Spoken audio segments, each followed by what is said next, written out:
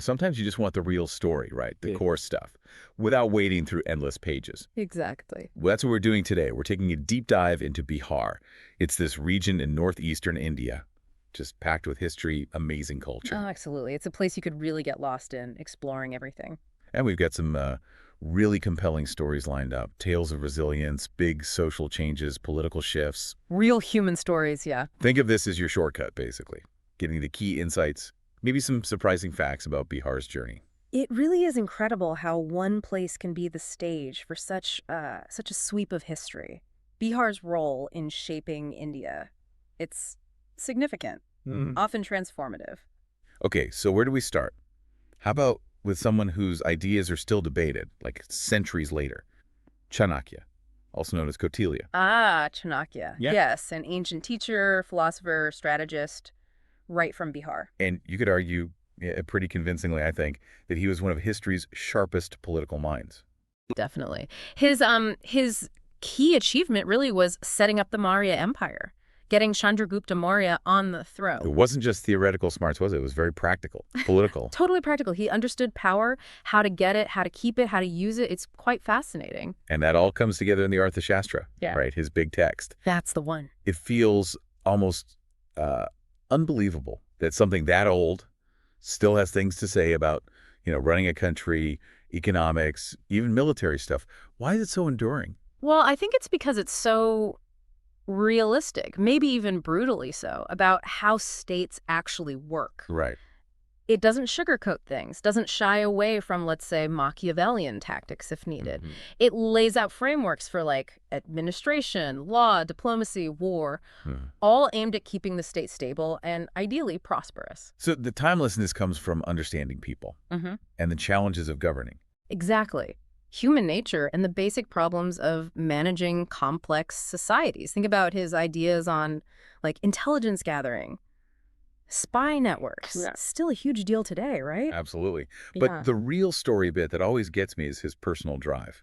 That whole thing about being insulted by the Nanda ruler Oh, yeah. and not just letting it go, but vowing to destroy them. That's Yeah. intense resolve. It is, and that personal anger, that quest for revenge, it became this huge catalyst for political upheaval. So his strategies weren't just clever, they were fueled by this. You could say that, but they were also incredibly cunning, understanding weaknesses, building alliances. He used his deep knowledge of the system to basically tear it down and build something new. It really shows how personal motivation and strategic genius can, change history. Absolutely, a powerful combination. Okay, let's jump forward quite a bit.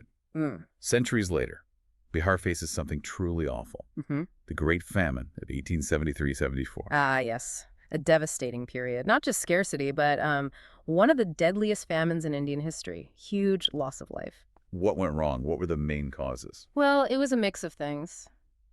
Nature played a part, definitely. A bad monsoon meant crop failures. That was the trigger. Okay. But what really turned a crisis into a catastrophe was, frankly, the human element, the colonial administration's response, or really their lack of response, Oh, their policies. They seemed more focused on collecting revenue than on, effective famine relief. Aid was too little, too late.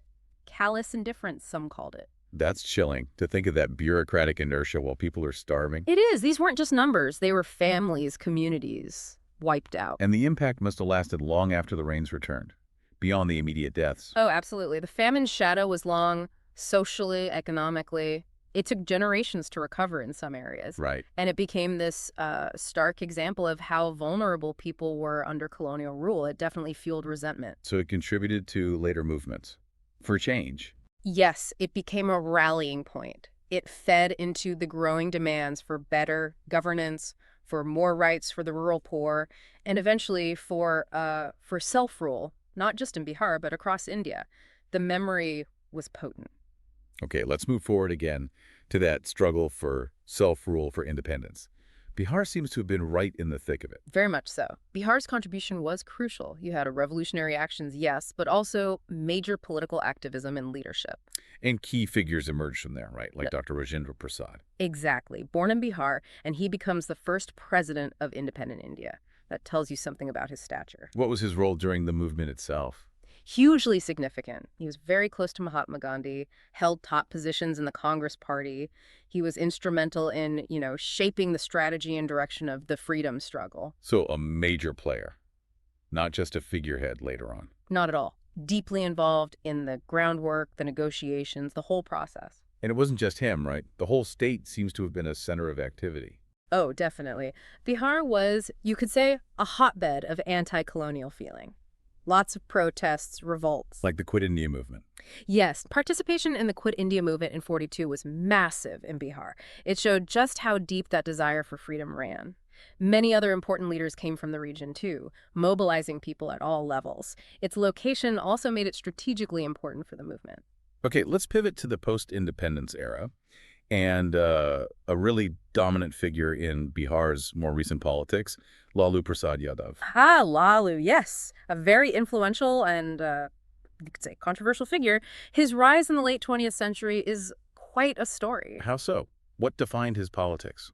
Well, it's a story of populist politics. He came from very humble roots and really connected with the backward castes, the marginalized communities in Bihar. Gave them a political voice they hadn't really had before? Precisely. He championed their cause, brought their concerns right to the center stage. His time as chief minister, and later as railway minister at the national level, it marked a real shift in the state's power dynamics. He certainly shook things up. But the sources we looked at also mention a lot of controversy. Corruption allegations. Yes, that's the other side of the coin. His tenure, especially as chief minister, was definitely shadowed by accusations of widespread corruption. The fodder scam is the one everyone remembers, isn't it? That's the infamous one, yes. Billions supposedly embezzled. Funds meant for animal feed just vanishing. It was a huge scandal. So how do we square that? The champion of the marginalized, but also tied to these major corruption charges. That's the complex legacy, isn't it? It's heavily debated. He undeniably empowered certain groups, challenged old hierarchies. But the governance side, the financial mismanagement accusations, they are very serious. It raises tough questions about, social justice versus clean administration. Right. Can you have one without the other? A perennial question in politics, perhaps. And despite all that, the convictions, the jail time, he and his party, the RJD, remain a major force in Bihar politics. They do. It's quite remarkable. It really speaks to the deep roots he established, that social base he built. So that sense of identity, of him being their leader, still holds strong for many. Apparently so. It shows that voters consider many factors, right? Not just corruption headlines. That connection, that feeling of being represented is powerful. It highlights the complexities of political loyalty. Okay, switching gears completely now. Let's go way back again, but also look at something happening now.